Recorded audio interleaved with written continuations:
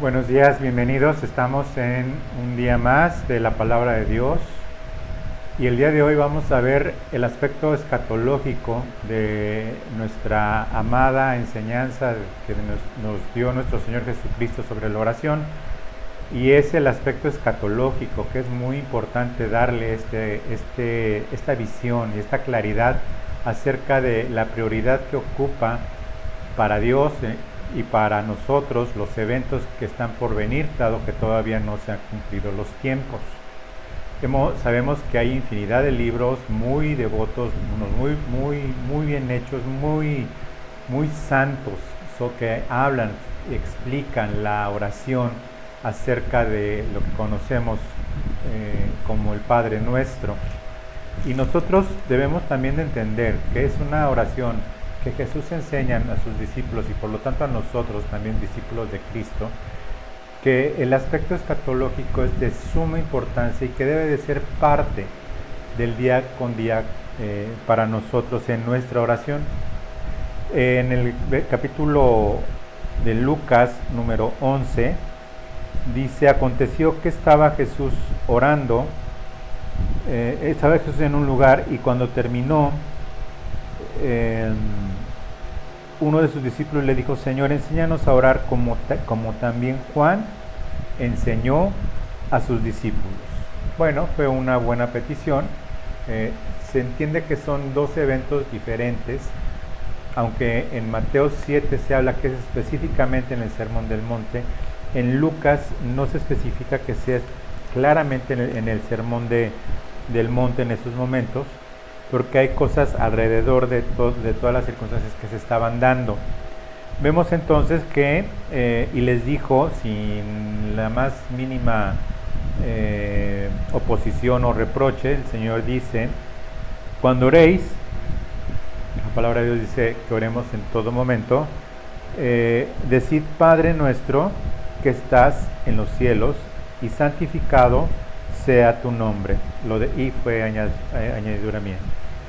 Bueno, cuando dice Padre nuestro que estás en los cielos, es, como ya hemos entendido, es darle el lugar que Dios tiene y que Dios merece, el hecho de que Dios esté en los cielos. Nadie está en el cielo más que el Padre, y solamente hay un hombre en el cielo, a Jesucristo hombre, como el único mediador entre Dios y la humanidad.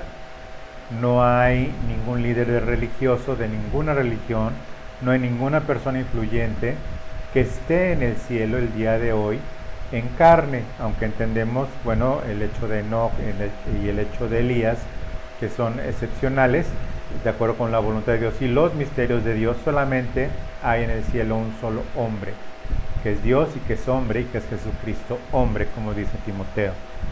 Entonces, cuando vemos este lugar que se le da al Padre de reconocimiento, en primer lugar de Padre, no todos le pueden decir al Señor, Señor. Y es decir, muchos vendrán en mi nombre, dice el Señor Jesucristo, y me dicen Señor, Señor, y no hacen lo que yo digo. Y le dicen: Señor, es que hicimos muchas cosas en tu nombre, echamos fuera demonios y tal.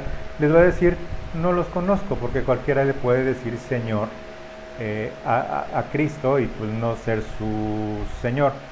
Pero el llamarle a Dios Padre es algo que queda muy claro en la conciencia del corazón de cada persona. El llamarle a Dios Padre. El llamarle a Dios Padre implica que es primeramente engendrado por Dios. Es decir, si alguien no es engendrado por un hombre, es decir, un Juan Pérez no engendra a Simón Pérez, él no es su padre biológico, él no lo engendró. Aunque le puede llamar papá adoptivo, le puede llamar padre incluso, pero no es su padre. Entonces estamos hablando aquí de naturaleza. Y esa naturaleza, al decirle a Dios Padre, no todos pueden decirle a Dios Padre. Por eso el Señor es muy enfático en decir no le llamen a cualquiera Padre, porque Padre solo tienen uno y está en el cielo. ¿Ok? Es una cuestión de naturaleza. El llamarle a Dios Padre verdaderamente, y que el Padre voltee a ver ahora sí que a su engendro, a su engendrado por el Espíritu Santo, al nacido de nuevo, Es que a esto se está refiriendo, y es un Padre y es nuestro, es decir, no solo de Cristo, sino de nosotros. Y aquí empieza el asunto, que está en los cielos.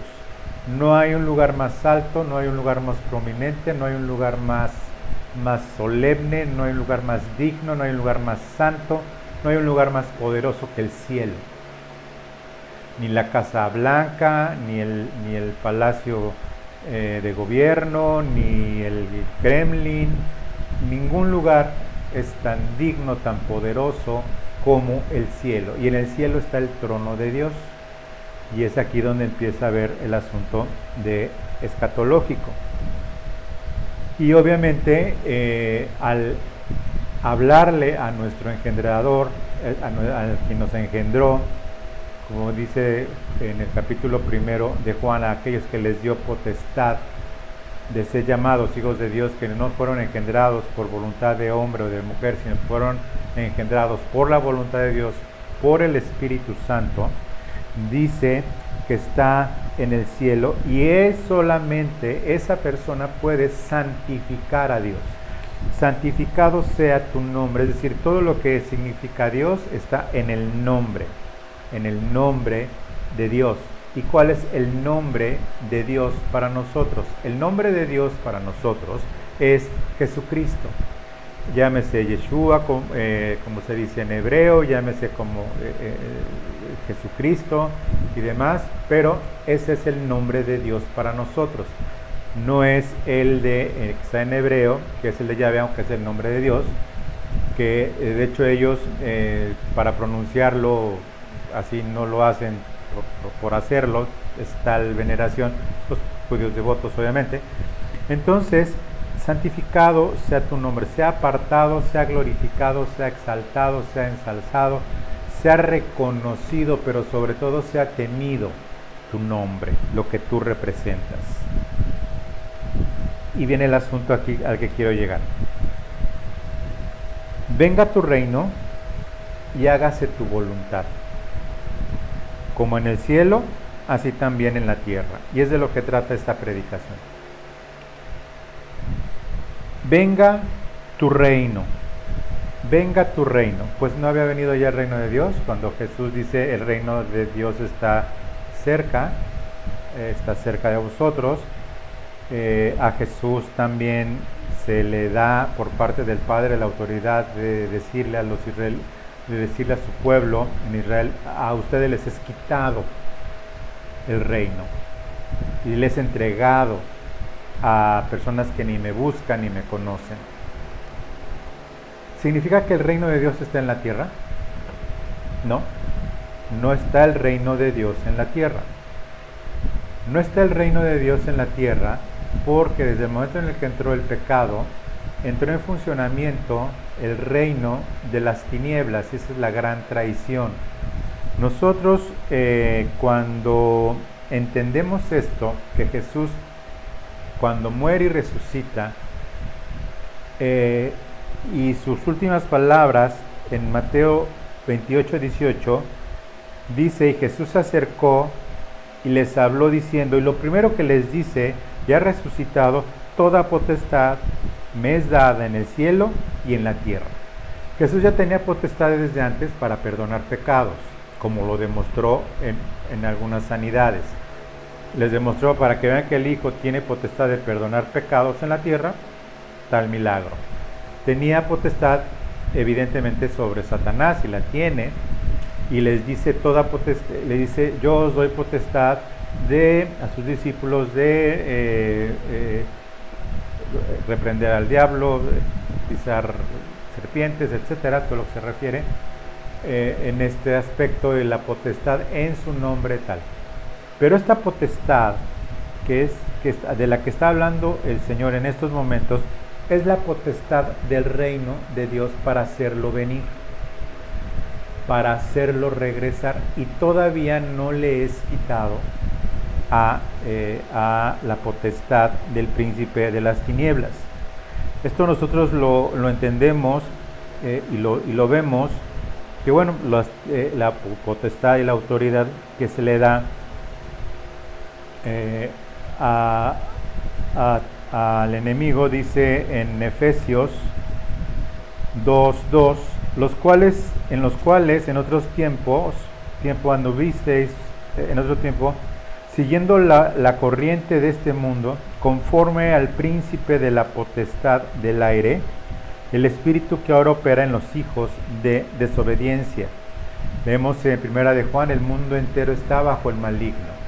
Es decir, Dios en este tiempo, en este periodo de gracia en que la iglesia está haciendo su trabajo, o debe de estar haciendo su trabajo, como yo lo estoy haciendo y como tú lo estás haciendo al oír esto, o comunicando esto, la iglesia no es el reino de Dios. ¿Quién está reinando en este mundo? Satanás. ¿En quién? En todos los que no han nacido de nuevo, directa o indirectamente. Acéptese o no, es así lo que la palabra de Dios nos está enseñando. Vemos entonces que esta iglesia que está ahora y que no está reinando, y que no estamos aquí nosotros para reinar sobre las tinieblas, es el Señor, ni reinar sobre el mundo, esa es una herejía. La iglesia que enseña que estamos en esta tierra para ser reyes y sacerdotes ya y reinar para reinar en mi nación, y pues yo no he visto a ningún rey que se levante a nada, o sea, puro jarabe de pico. O sea, sí, esta iglesia reina sobre México, pues ¿en dónde está? Porque pues lo único que se ve es el reino de las tinieblas en este país y en todo el mundo. Efesios 3:10 dice, porque la multiforme sabiduría de Dios sea ahora dada a conocer por medio de la iglesia, ¿a quiénes? A los principados y potestades que están en los lugares celestiales. Ojo, no dice que están en el cielo, sino que están en los lugares celestiales. Se refiere al príncipe de la potestad del aire, es decir, demostrarle a las tinieblas. La iglesia está para demostrarle a las tinieblas no qué tanto poder tiene para echar fuera demonios, no qué tanto poder tiene para hacer milagros, no qué tanto poder tiene para andar haciendo brujerías cristianas, déjenme llamarlo así, de control mental o de confesión positiva o de querer ver las cosas de una forma o posesiones pastorales, déjame decirlo así, hay posesiones pastorales o posesiones ministeriales que se posesionan de las personas líderes religiosos cristianos o pseudocristianos. No, dice a la iglesia, a la que está formada por los engendrados de Dios, por el Espíritu Santo, por el nuevo nacimiento, dice, dar a conocer de la iglesia a los principados y potestades de lugares celestiales, la multiforme sabiduría de Dios. ¿Cuál es esta multiforme sabiduría de Dios? No el poder de Dios, la sabiduría de Dios. Y es la capacidad de poder mostrar, vivir, enseñar el Evangelio de Dios, y la sabiduría de Dios de encontrar en la palabra de Dios las respuestas, encontrar lo que dice el Señor en la palabra de Dios y ponerla por obra. Y esa es la sabiduría de Dios. Orar en todo momento, ser agradecidos, no menospreciar las profecías, dar gracias en todo. Y no se hace en la vida diaria del cristiano. ¿Por qué? Porque no está haciendo la voluntad de Dios, ni sabe que para eso estamos como iglesia, para demostrar la multiforme sabiduría de Dios. Por eso tenemos que aceptar las cosas en nuestras vidas como el Señor las está poniendo. Así las puso el Señor en nuestras vidas. Así puso el Señor las cosas en mi vida en este momento. Así está bien. Y así le debo de dar gloria. Y le doy gloria, como tú también le das gloria. Y le debes de dar gloria al Señor siempre, para demostrar eso. También en Efesios 6:12 dice, porque no tenemos lucha contra sangre y carne, sino contra principados, contra potestades, contra los gobernadores de las tinieblas de este siglo, es decir, de este periodo de gracia en la tierra, contra huestes espirituales de maldad en las regiones celestes. celestes y celestiales se usa la misma palabra que es diferente a el cielo donde está Dios, ¿ok? Entonces, nuestra lucha, que no es contra los hombres, es para demostrar la sabiduría de Dios, no para andar haciendo cosas raras, como ya dije, sino, por ejemplo, un ejemplo de esto acerca de esta potestad es para derribar fortalezas en la mente de las personas, para que les alumbre Cristo, les amanezca el Evangelio y todo pensamiento sea cautivo y llevado a la voluntad por Cristo, es capturado y sea llevado a la voluntad de Dios. Y esto es a través de la palabra y de la enseñanza de personas que quieren oír de Dios. Quien no quiere oír de Dios, el Señor no va a romper ninguna fortaleza y demás. Es más, esta potestad y esta autoridad para que venga su reino, y por eso tenemos esta potestad para hacer venir su reino, dice: el cual nos ha librado de la potestad de las tinieblas y trasladado al reino de su amado Hijo. Bueno, ¿qué pues entonces? ¿Ya estamos en el reino de nuestro amado Hijo? ¿De su amado Hijo? Sí. ¿Y en dónde está? No está en la tierra. Bueno, estamos en el reino de Cristo en el aspecto espiritual, pero nuestro Señor Jesús enseña a que venga su reino a la tierra. Venga tu reino y hágase tu voluntad. ¿A qué voluntad se refiere? A la voluntad del reino. ¿Por qué? Porque la voluntad de Dios para mi vida, pues yo la acepto. Y es la voluntad de Dios y lo acepto. Entonces, ¿por qué no se enseña a orar que se haga su voluntad? Porque el Señor lo primero que les enseña es a glorificar a Dios, a enseñarles la paternidad de Dios en todos los sentidos, a exaltar su nombre como es debido por sobre todas las cosas que está en el cielo, y que venga tu reino, el reino de Dios a la tierra. El reino de Dios a la tierra no va a venir por medio de conciertos de alabanza de ningún grupo. El reino de los cielos no va a venir a la tierra por medio de nadie. El reino de Dios va a ser traído por Jesucristo mismo. Y va a ser traído por Jesucristo mismo cuando sea su segunda venida. Una vez hecho el arrebatamiento, por eso el Señor nos recibe en el aire. Y es una explicación tan simple, que es un arrebatamiento para que seamos recibidos en el aire con el Señor, es porque no viene el reino en ese momento, sino que somos recibidos en el cielo. Son las bodas del Cordero, el tribunal de Cristo, y luego viene el reino de Dios a la tierra a establecerse, y a todo lo que viene revelado en el Apocalipsis. ¿Por qué comienza el Apocalipsis? Después de lo que viene siendo el mensaje a las iglesias. Por favor, escucha esto. Dice: venga tu reino y hágase tu voluntad, como en el cielo, así también en la tierra. ¿Cómo está esto? Que se haga la voluntad de Dios aquí en la tierra, como se hace la voluntad de Dios en el cielo. ¿Cómo es la voluntad de Dios en el cielo? Y que Jesús enseña a orar a sus discípulos para que se haga esa voluntad aquí en la tierra. ¿Cómo es esto? Pues después de los mensajes a las iglesias, te voy a describir cómo es la voluntad de Dios en el cielo y que se va a replicar en la tierra. ¿Sí? ¿Listo? ¿Lista? Bueno. Fíjate bien, Apocalipsis 4.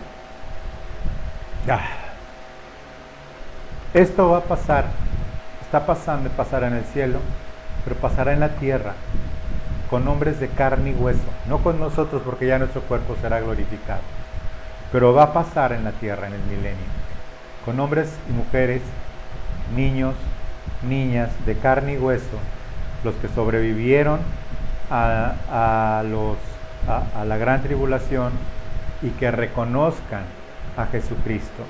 Y Jesucristo enseñando como en el cielo hágase así en la tierra como es en el cielo.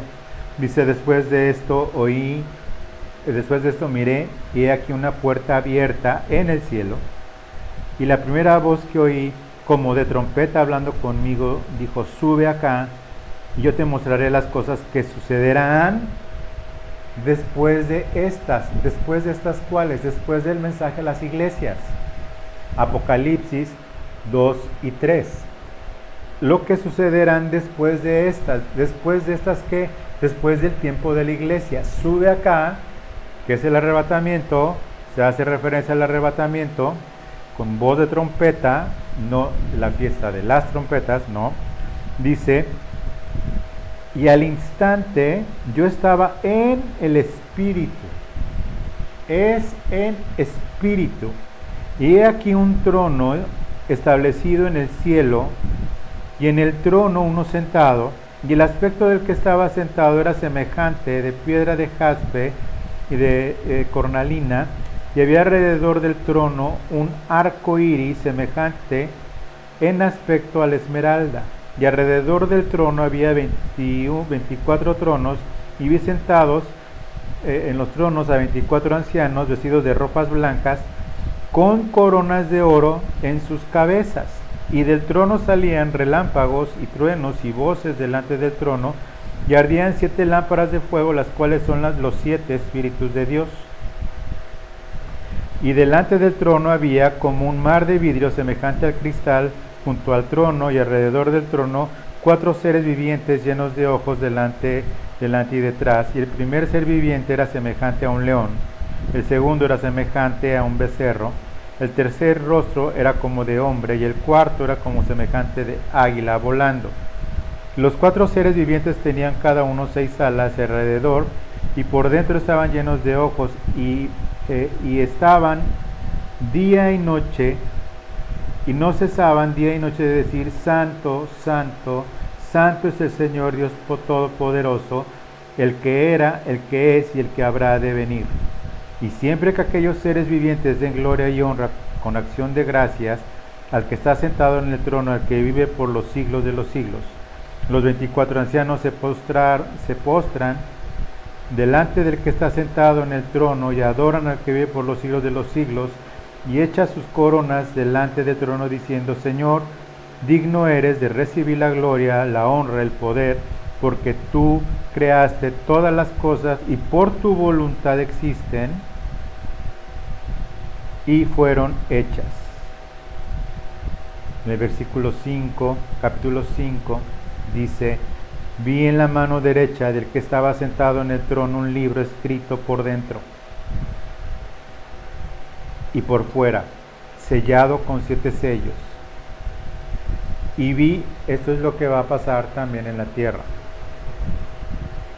O sea, en el contexto de esta dimensión diferente, con una geografía diferente, en un ambiente diferente, pero finalmente es Jesús sentado en el trono, en esta tierra, en el trono de David, junto con David, los 12 apóstoles, reinando en esta tierra por 1000 años.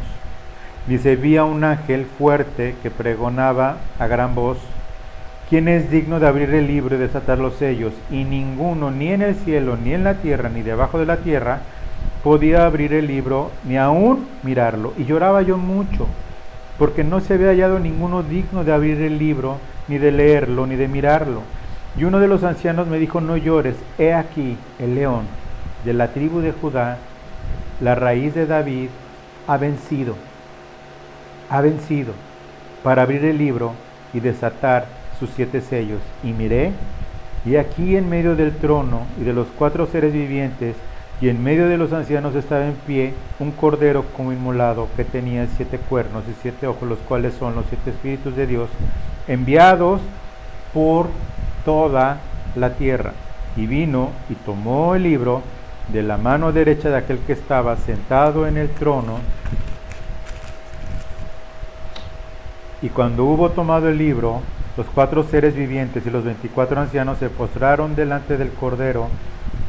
Todos tenían arpas y copas de oro llenas de incienso, que son las oraciones de los santos, y cantaban un nuevo cántico diciendo, digno eres de tomar el libro, de abrir sus sellos, porque tú fuiste inmolado y con tu sangre nos has redimido para Dios de todo linaje y toda lengua, pueblo y nación, y nos has hecho para nuestro Dios reyes y sacerdotes, y reinaremos. ¿En dónde? Sobre la tierra. Y reinaremos sobre la tierra.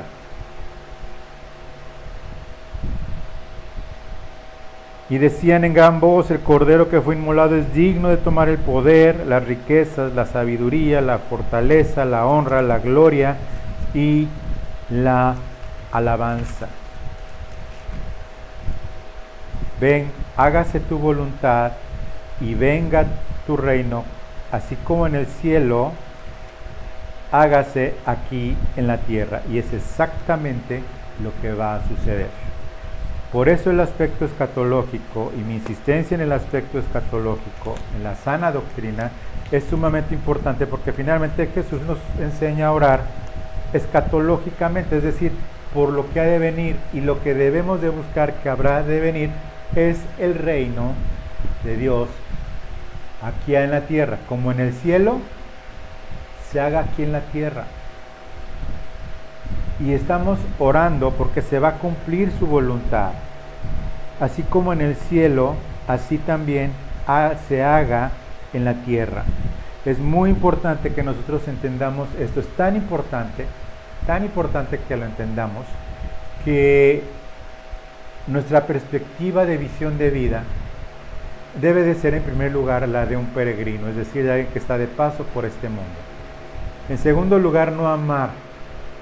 Ay del cristiano que encuentra su sitio de confort, su lugar de confort en este mundo. Estoy hablando de cristianos. Cuando un cristiano encuentra su lugar de confort y es salvo, el Señor se va a encargar rapidito de sacarlo de ahí. Y si sacó de su sitio de confort a la iglesia incipiente de Jerusalén, todos compartiendo la mesa y la sal, los hermanos recién bautizados en el Espíritu Santo, Pedro haciendo milagros, los apóstoles, todavía ya estaba en la iglesia poderosa, ya estaba el hermano de Jesús, Santiago, no el Santiago que escribe la epístola, sino el hermano del Señor. Y en fin, ya estaba pues armado todo y empezó la gran persecución. Y sacó a todos del sitio de confort en los que estaban. Cuando un cristiano se empieza a sentir cómodo, a gusto, y que ya encontró su lugarcito, y ya encontró su modus operandi en este mundo, el Señor se va a encargar de sacar. Como me sacó a mí, como te ha sacado a ti seguramente, o como te irá a sacar a ti, si estás en ese lugar cómodo, así de a gusto, ¿no? De que ya soy salvo, ya, no acaba de venir, ¿no? Ahí viene el Señor, aleluya. Y estás jugando volados a que el Señor regresa antes, estás jugando volados con el Señor a que si el Señor va a regresar antes de este año, sí, entonces ¿para qué hago esto? Ya para qué, si ya viene, como los tesalonicenses que decían que ya había venido el Señor y ninguno quería trabajar.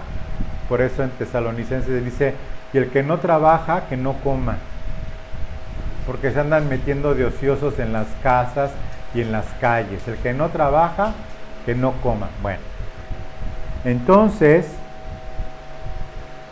en la importancia de la potestad de nosotros para orar y decir: venga tu reino y hágase tu voluntad, así como en el cielo, se haga así en la tierra, es porque entendemos el plan. Y no es un plan ni A, ni B, ni C, es el plan de Dios. Y ese plan de Dios está claramente establecido para todos los tiempos, Después de que pasa todo el asunto de la gran tribulación, cuando viene la batalla de Armagedón, después Satanás es atado y echado fuera, viene entonces las resurrecciones y viene el juicio final. Todo esto es porque ha sido precedido por la segunda venida del Señor. Vamos a ver Apocalipsis 19:11. Apocalipsis 19:11 es: venga tu reino y hágase tu voluntad, así como en el cielo, aquí en la tierra. Apocalipsis 19:11. Entonces vi el cielo abierto, y he aquí un caballo blanco, y el que lo montaba se llamaba Fiel y Verdadero, y con justicia juzga y pelea. Sus ojos eran como llama de fuego, y había en su cabeza muchas diademas, y tenía un nombre escrito que ninguno conocía sino él mismo. Y estaba vestido con una ropa teñida de sangre, y su nombre es el Verbo de Dios. Juan 1, y aquel Verbo se hizo carne.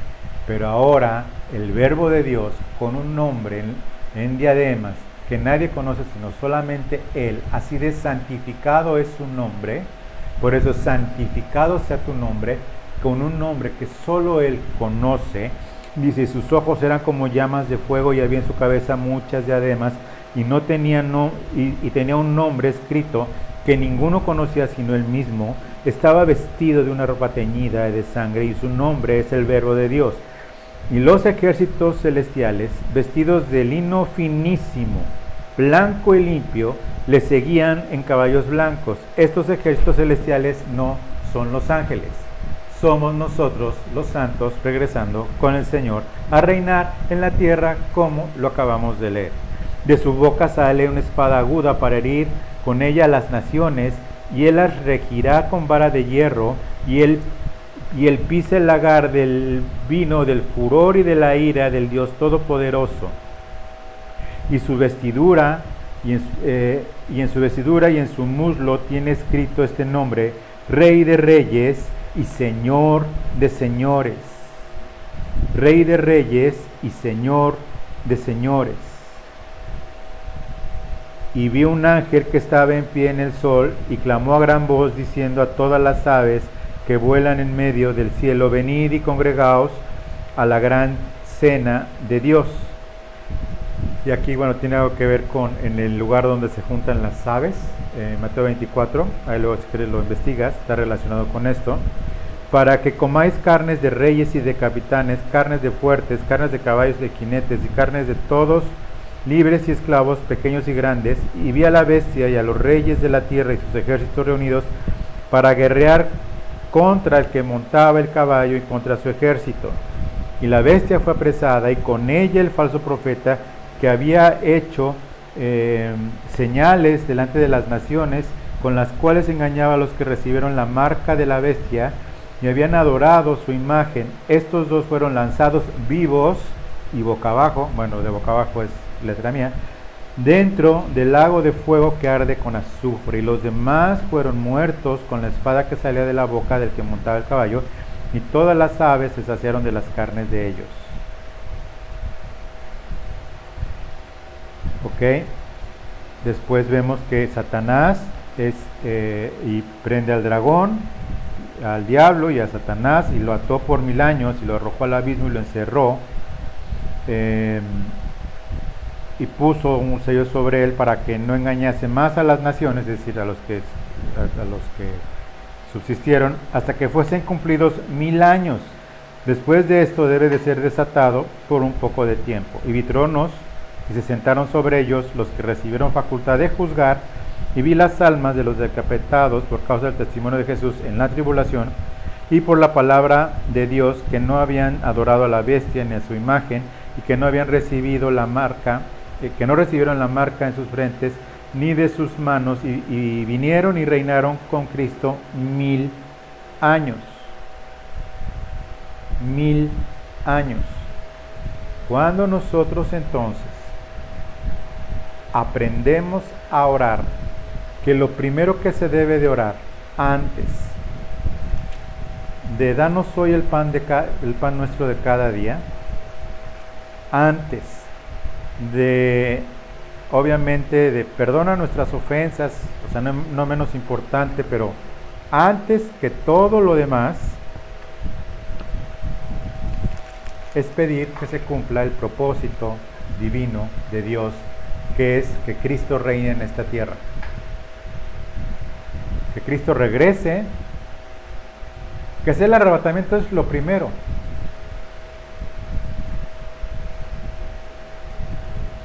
Sino que reine Cristo en la tierra.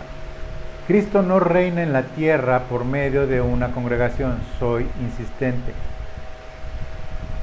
Cristo reina en mi corazón, pero solo en mi corazón cuando lo hago, pero me equivoco, y por eso enseña inmediatamente en el versículo 3, el pan nuestro de cada día, danos hoy, es decir, el sustento de cada día, ¿sí? Y de inmediato, y perdónanos nuestros pecados, porque también nosotros perdonamos a todos los que nos deben, y esto hace revenir el reino de Cristo a mi corazón otra vez, a mi corazón, a mi voluntad, a mi entendimiento. Lo más difícil en la tierra, yo creo, es mantener el perdón. No solo perdonar, sino mantener el perdón. Y es de lo más difícil. ¿Por qué? Porque seguimos teniendo carne y sangre. Por eso es que el Señor de inmediato es oras y como seguro nos equivocamos, perdona mis pecados. ¿Es que mis pecados ya fueron perdonados en la cruz? Sí. Sí, todos. ¿Y somos salvos? Sí. Pero seguimos batallando contra el mundo, seguimos batallando contra la carne, seguimos batallando contra los placeres de este mundo. Y digo batallar contra los placeres de este mundo, porque no le damos batalla a los placeres de este mundo, porque nos encantan los placeres de este mundo. Y no les damos batalla. Y debemos darle batalla a los placeres de este mundo. No irnos a encerrar a un monasterio, eso lo pensaron antes, hace muchos siglos, algunos hermanos, y no les sirvió de nada, se volvieron peores. Se volvieron a peores caminos algunos, por estar encerrado puro hombre, prohibiendo casarse. Perdona nuestros pecados, porque también nosotros perdonamos a todos los que nos deben, no a los que pecan contra mí. Porque si se peca contra Dios. Pero cuando alguien me hace algo a mí, no está pecando contra mí, pero en realidad está pecando contra Dios. Y si algo me debe a alguien sería, pues, no sé, una disculpa, un algo. Pero pues si yo no lo perdono, Dios no me perdona. ¿Por qué? Porque yo no perdono pecados. El único que perdona pecados es Dios. O sea, pedirle perdón a alguien no es pedirle perdón por tu pecado que haya cometido contra ti. Porque se peca contra Dios. Si alguien te pide perdón es por la falta que hizo o la ofensa. Por eso en la otra enseñanza de Mateo dice, perdona nuestras ofensas. Como nosotros perdonamos a quienes nos ofendieron. Nosotros perdonamos ofensas, agresiones, etcétera, etcétera, etcétera. Pero no pecados. Porque yo no he muerto por el pecado de nadie, ni siquiera por el mío. ¿Ok? Y perdona nuestros pecados como nosotros perdonamos a todos los que nos deben. Y no nos metas en tentación, dado que el príncipe de las tinieblas está reinando. Y lo que menos necesitamos es bajar la guardia a la tentación. Y no nos metas en tentación, aunque sabemos, porque está escrito también, que no habrá ninguna tentación mayor de lo que podamos resistir, de acuerdo a la misma palabra. Y no nos metas en tentación, mas líbranos de el mal. Mas líbranos de el mar, del mal, del mar. Bueno, es que he visto tanto mar últimamente. Digo, no es por presumir, pero casi diario veo el mar por el trabajo que tengo. No lo veo asoleándome, pero de que lo veo, lo veo. Y quiero terminar con Mateo 6. ¿Se recuerdan que estábamos viendo una parte donde se dice en Apocalipsis 4 y 5, porque tuyo es el reino tal, cuando Cristo ya toma el libro, cuando ya acabo de describir lo que va a pasar físicamente en la tierra. Dice la enseñanza en Mateo 6, dice, porque si perdonamos y perdona nuestras deudas, como nosotros también nosotros perdonamos a los deudores. Versículo 13, no nos metas en tentación, líbranos del mal, coma, porque tuyo es el reino y el poder y la gloria por todos los siglos, amén. Esto lo enseñó Jesús a orar, porque tuyo es el reino. Lo primero que enseña es el reino, venga tu reino, el poder para hacerlo venir, la gloria para dársela a Él por todos los siglos de los siglos. Es decir, del Señor pertenece el reino, el poder y la gloria por siempre. Este reino, poder y gloria, y este final de esta enseñanza, aunque no aparece en algunos manuscritos, aparece en los más antiguos y aparece en varias versiones considerables, importantes, aunque en Lucas no es mencionado. Pero básicamente el hecho de que esté escrito este orden es poder, gloria y reino. Finalmente, lo que nosotros estamos orando es que venga tu reino, porque tuyo es el reino. Venga tu gloria, porque tú eres alabado y bendecido. Pero sea el poder de la oración, al momento de orar por la potestad que nos ha sido dada, la gloria sea en que venga tu reino, y el reino como tal sobre la tierra. Es voluntad de Dios que oremos cada vez que sea posible en nuestro corazón: Señor, ven a establecer tu reino en la tierra. Ven a establecer tu reino en la tierra. Señor, necesitamos que tu reino venga a la tierra. No por muchas alabanzas que insistamos y noches de gloria y no sé qué, vamos a hacer venir más rápido el reino de Dios. Los tiempos están establecidos, solamente está en la potestad del Padre el tiempo, la hora y el día exacto en que será el arrebatamiento y que el Señor venga como ladrón en la noche. Pero lo que enseñó a Jesús a orar, dejando en quinto lugar el pan nuestro de cada día, en sexto lugar, perdona nuestras ofensas, en séptimo lugar, líbranos de la tentación, y en octavo lugar, líbranos del mal. Los primeros puntos tienen que ver con que Cristo venga a la tierra, y en eso debe de estar nuestra atención, en eso debe de estar nuestra prioridad. Es por eso que es tan importante que entendamos el plan de Dios. Es que el plan es de Dios, es la salvación. Sí, ¿qué más? Pues la salvación, ¿no? Pues ¿qué más? No, el plan de Dios es que conozcamos el plan de Dios, y es toda la palabra de Dios en nosotros, impregnada en nosotros, vista en nosotros en la medida de lo posible, a pesar de nuestra carne, que a veces se nos revela y se nos sale de control, pero ahí está nuestro arrepentimiento de perdona mis pecados y perdono a los que me deben y los perdono de todo corazón, ¿sí? Es venga tu reino, hágase tu voluntad, y la voluntad de Dios es esa. No nada más nuestra salvación, esa ya está. No nada más tener poder sobre Satanás y hacerme, no, eso ya está. Es lo de menos. Sí, es lo de menos.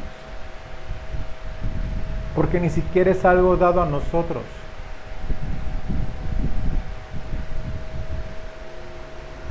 Nosotros estamos para mostrarle a las tinieblas lo que es la gloria de Dios en la vida de un ser humano, solo nacido del Espíritu, pero aún en un cuerpo carnal, mortal, y en una mente que está constantemente en pugna lo espiritual y lo carnal. Toda nuestra contienda está aquí adentro. Amo al mundo, amo a Dios. Amo al mundo, amo a Dios. La carne, el espíritu. La carne, el espíritu. Placeres, sufrimiento. Placeres, sufrimiento. Y no quiero, pero sí quiero, no quiero. Todo ese conflicto.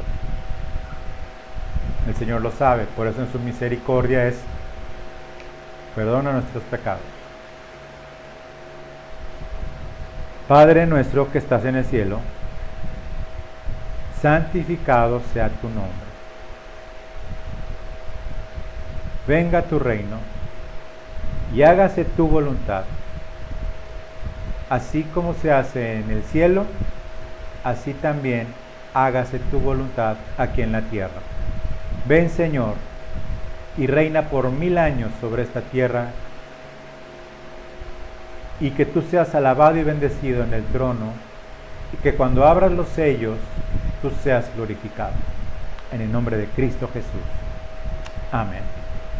Muchas gracias, hermanos, hermanas, que Dios me los bendiga. Muchas gracias, y le doy gracias a Dios por todos los hermanos que continúan dando sus diezmos y sus ofrendas para que podamos subsistir nosotros y podamos seguir adelante. Dios me los bendiga, les amamos y muy pronto estaremos con el Señor. Muchas gracias.